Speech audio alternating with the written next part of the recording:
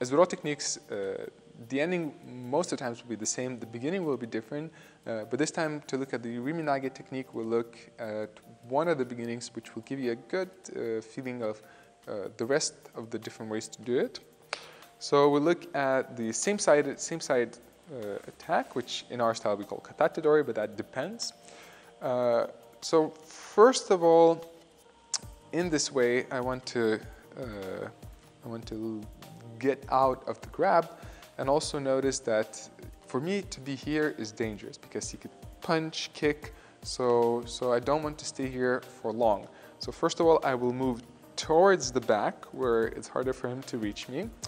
There's different ways to get out of this grab, and one of the parts of the tutorial is about getting out of the grabs. So you could apply that, or I'll show you one of the basic ways. So as I move in, I keep the arm in front of the center. The other hand strikes from above. I turn towards his thumb. There's a gap there, and I turn out. Now it's important that I don't simply let him go, but my hand turns around and grabs him.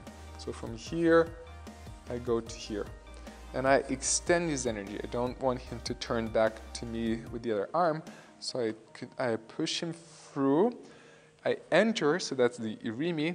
I place my hand on the further shoulder.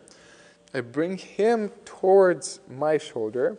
And if I would continue to look here, our centers would be looking at different directions. There would be a conflict. There would be a resistance because I would be forcing him. So what's important here is actually to look at where he's looking, because that turns my center towards his center. Our energies, our physical bodies align. So I'm also pointing my arm as if I'm showing him where I'm looking at myself. Now here, it's a bit of a tricky moment. Most people want to go with the arm, to throw with the arm, but that again also goes against him. So there will be resistance, there will be force. But rather, as I bring my arm up, my hips push back, my whole body tilts. So as my body tilts, his body also tilts, and here, if you notice, he becomes light. He comes out, and now the whole body goes forward, and I enter and throw.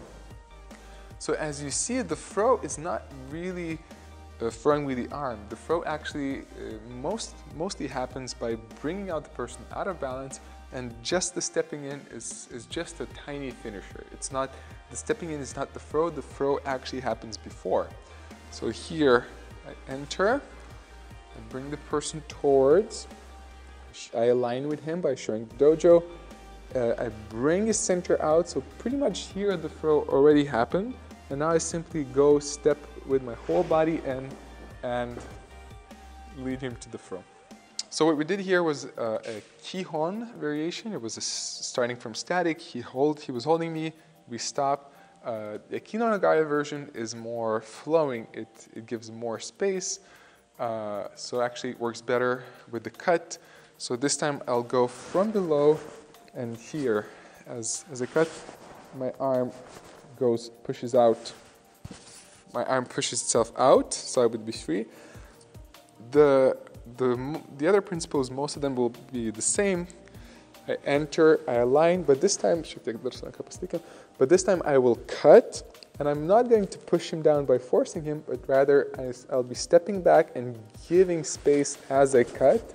And now, as we turn, I bring him out as before and step into throw. It was very much cut down, so I'll show it to you a bit faster so you would get a better understanding of how it works. So I come in, I bring him up, and then as I cut, I give him space, I align with his energy, bring him out here, and throw.